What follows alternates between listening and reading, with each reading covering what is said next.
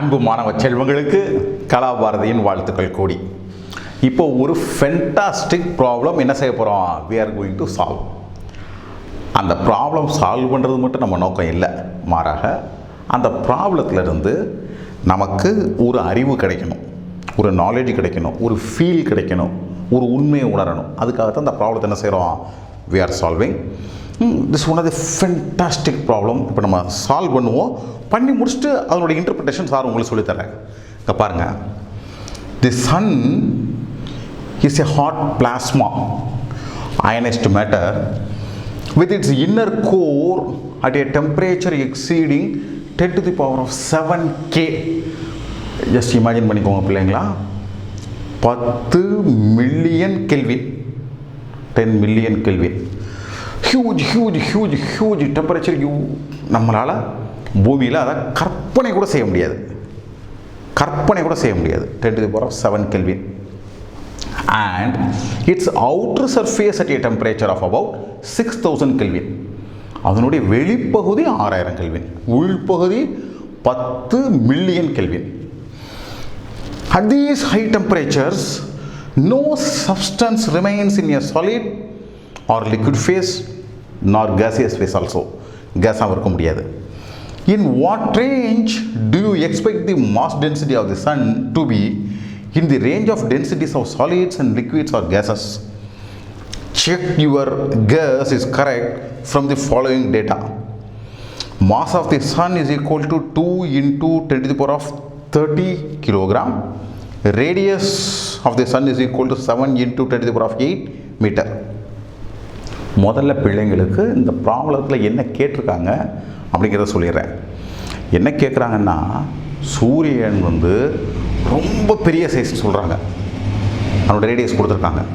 அதை விட முக்கியமாக என்ன சொல்கிறாங்கன்னா, அதனுடைய மையப்பகுதியில் வெப்பம் மிக மிக மிக மிக மிக அதிகம்னு சொல்கிறாங்க.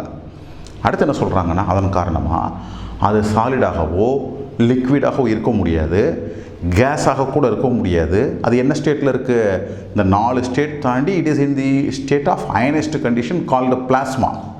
இந்த 4th ஸ்டேட்டுக்கு என்ன பிளாஸ்மா ஸ்டேட்டில் இருக்குது சொல்லிட்டு என்ன சொல்கிறாங்க, அதனுடைய டென்சிட்டியை கண்டுபிடிச்சிட்டு உங்களுக்கு ஒரு ஆன்சர் கிடைக்கும். அந்த ஆன்சரை வச்சு நீங்கள் என்ன நினைக்கிறீங்கன்னு சொல்லுங்கள் இப்படின்னு கேட்டிருக்காங்க. இப்போ நம்ம கண்டுபிடிக்கலாம்.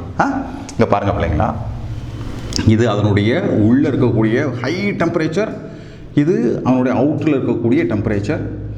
இந்த டெம்பரேச்சரில் nothing can be in solid, liquid or gaseous state. சூரியனுடைய பிரம்மாண்டமான நிறை mass 2 into 10 to the power of 30 kg. Imagine பண்ணி பாருங்கள், 2 into 10 to the power of 30 kg.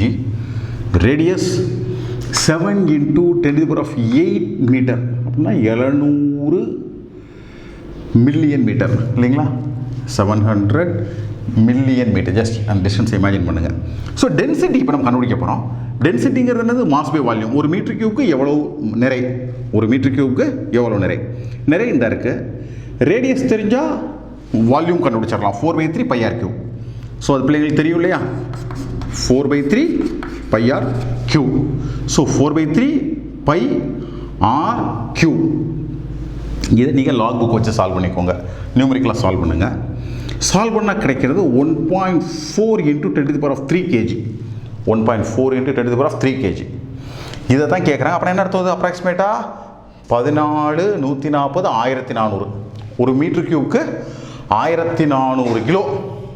So நான் சில மெட்டல்ஸ் காமிச்சிருக்கேன். மெட்டல்ஸ் அலுமினியம்னு எடுத்துக்கிட்டிங்கன்னா அது 2.5, 2500 கிலோ இருக்குது.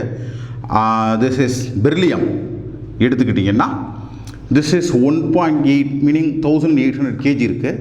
அப்போ என்ன அர்த்தம் கேட்டிங்கன்னா, இதனுடைய டென்சிட்டி கம்பேரபிள் டு சாலிட்ஸ்.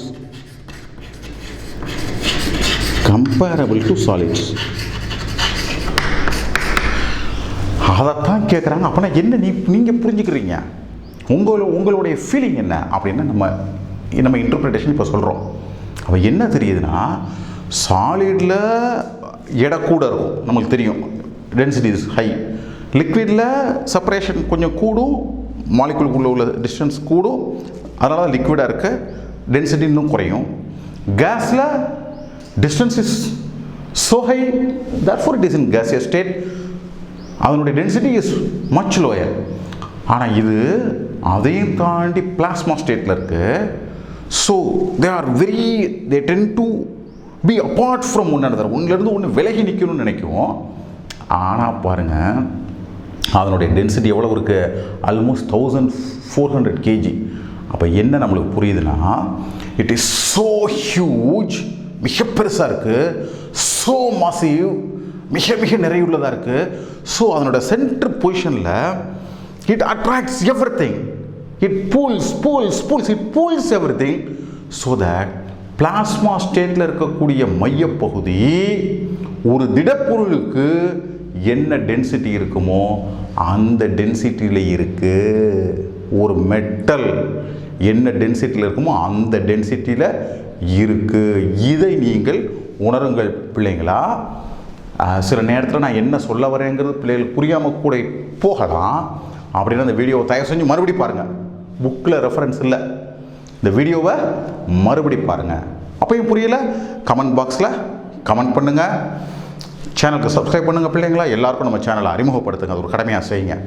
உங்கள் அனைவருக்கும் கலாபாரதியின் அன்பு வாழ்த்துக்கள்.